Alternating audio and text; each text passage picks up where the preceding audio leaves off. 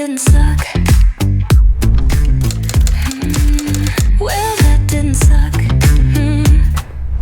All right, class, let's talk about a guy who got pelted with rocks, fled in a carriage, and somehow became a hero of Canadian democracy. Meet Lord Elgin, Governor General of Canada in 1849, and the guy who had to make an impossible choice. Now, here's the situation. Canada at the time was a mess. Not social media drama mess, actual Civil War mess. Rebellions had erupted in 1837 and 1838. People wanted democracy, but Britain wasn't exactly handing it out like free samples. Enter Lord Durham, a British governor who suggested a wild idea: let Canadians govern themselves. Spoiler, he took off in a huff when he didn't get something he wanted, spoiled rich guy style, and well, then he died. Great start, right? Fast forward a decade. Governor after governor tried to make Canadians think they already had responsible government without actually giving it to them. And one after another, they failed. One fell off a horse and died. Another got sick and died. One had a literal cancerous facial tumor. The job was cursed. And then came Lord Elgin. His mission? Make responsible government a thing and stay alive.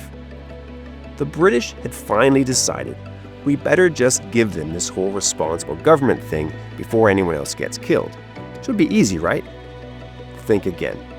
Parliament passed the Rebellion Losses Bill, which basically meant compensating former rebels.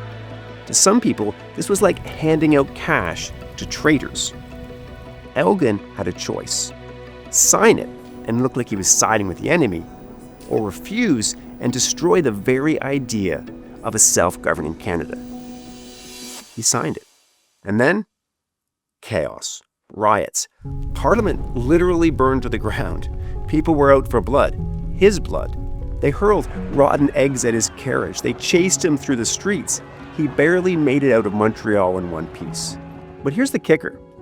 Britain didn't fire him. They didn't overturn the bill. Instead, something incredible happened. The system held. Canadian democracy survived. Elgin proved that a governor could uphold the will of an elected parliament even when it was wildly unpopular. And just like that, Canada got its first real taste of self-rule. So why does this matter? Because today, when our politicians pass controversial laws, when people take to the streets and protest, and when democracy seems messy, remember, that's the point. It's supposed to be messy.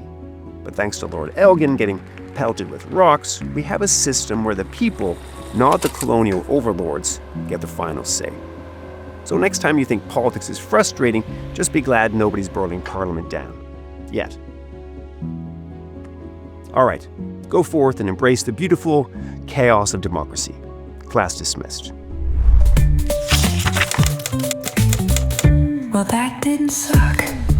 All right, listen, you're here. You've made it this far. If you like history that's weird, hilarious, and actually worth your time, this is your place. Hit that subscribe button and follow us on the socials. Trust me, this won't suck.